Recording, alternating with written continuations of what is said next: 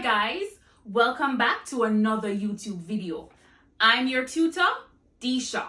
Today we'll be doing chemistry and we'll be looking at the periodic table and periodicity. The periodic table. 118 beautiful elements arranged according to their physical and chemical properties. Cool, right? But how did we get such a well-structured chart? Yep, that's right. Several scientists made several discoveries, and because of these discoveries, our chemistry lives have been made easier.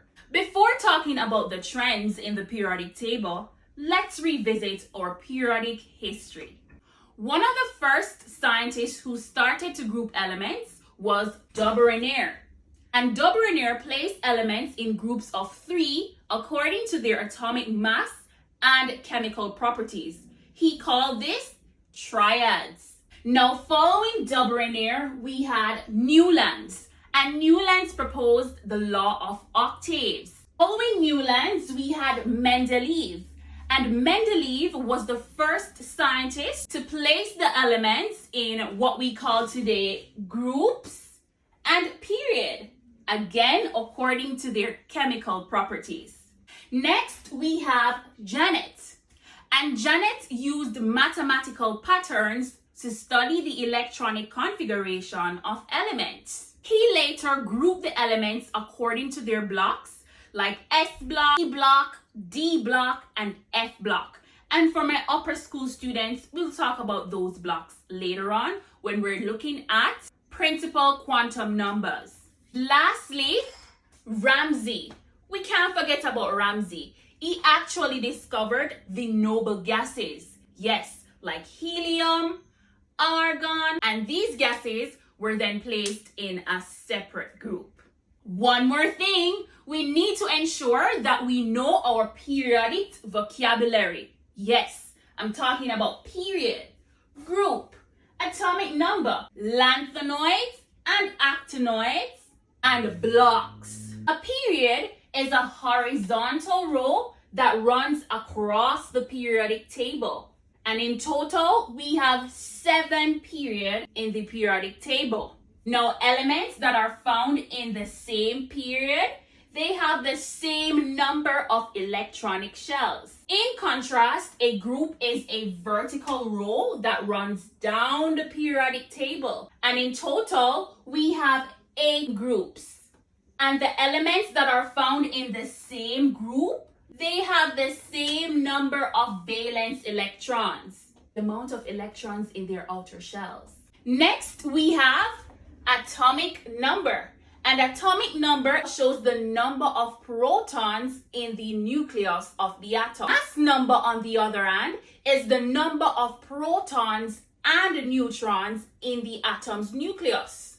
Next, we have the Lanternoid and Actinoid series. You can find these series at the bottom of your periodic table. Scientists place them here to shorten the periodic table. These series are too wide to fit in period 6 and 7. So they condense the periodic table by putting these series at the bottom. And lastly, blocks. Remember this guy? Yeah, he placed the elements according to their atomic orbitals. What were the blocks again? Yes, S block, the first 2 groups of elements in the periodic table. P block, E block, the transition metals of group 3 to 12.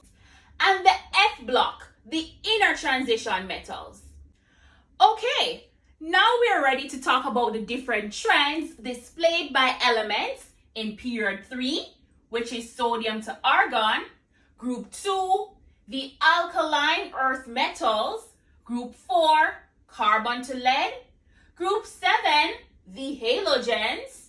And lastly, the first row transition elements from scandium to zinc. Period 3 elements: sodium, magnesium, aluminum, silicon, phosphorus, sulfur, chlorine, and argon. And an easy way to remember this is raspberry, mangoes, and strawberries prevents scurvy, said clever Arnold. Let's start by looking at their chemical and physical properties, starting with the metals, sodium, magnesium, and aluminum. Since they are metals, all three would conduct electricity. Why? Because they have delocalized electrons. Delocalized meaning that their electrons are free to move in the passage of electrical current. Silicon is a semiconductor of electricity, but phosphorus, sulfur, chlorine, and argon, they are not conductors of electricity. Melting point. Now, sodium, magnesium, aluminum, and silicon all have high melting point. Corresponding elements, phosphorus, sulfur, chlorine, and argon, their melting points are low. Silicon has the greatest melting point. Why? It has a giant covalent structure, and it will take a great deal of energy to break these bonds between the atoms. Similarly, sodium, magnesium, and aluminum, they are metals. They also have high melting points. Density. Now, density increases from sodium to aluminum. Why? The mass of their atoms increases as you go from sodium to aluminum. Sulfur has a greater density than phosphorus because of the larger intermolecular arrangement in sulfur. The resulting chlorine and argon have lower densities. Electronegativity. Now, electronegativity increases across the period from sodium to argon. This is so because the nuclear charge in these individual atoms increase as we go across the period. And this then pulls the electrons closer to the nucleus. Conversely, atomic radius decreases as you go across the period because there's an extra pull on the element's individual electrons. On to their chemical properties. Now, some elements in period 3 reacts with water to form oxides or hydroxides. For example, sodium reacts with water to form sodium hydroxide and hydrogen, while magnesium reacts with water to form magnesium oxide and hydrogen. Silicon, phosphorus, and sulfur are insoluble in water. Chlorine, on the other hand, reacts with water to form hydrochloric acid, and argon, which is an inert gas, does not react with water. Moving on to the reaction between the elements in period 3 and oxygen. Now, sodium, magnesium, aluminum, silicon, phosphorus, and sulfur, they all react with oxygen to form the corresponding oxides, dioxides, or even peroxides. For example, sodium reacts with oxygen to form sodium oxide or sodium peroxide.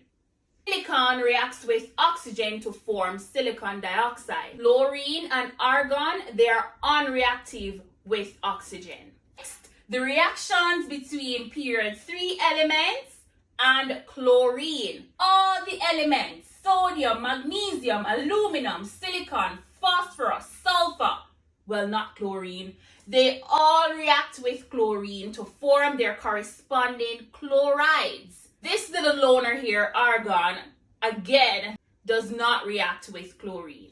And the corresponding oxides and chlorides, they all exist in positive oxidation states. Lastly, sodium and magnesium oxides and hydroxides are basic.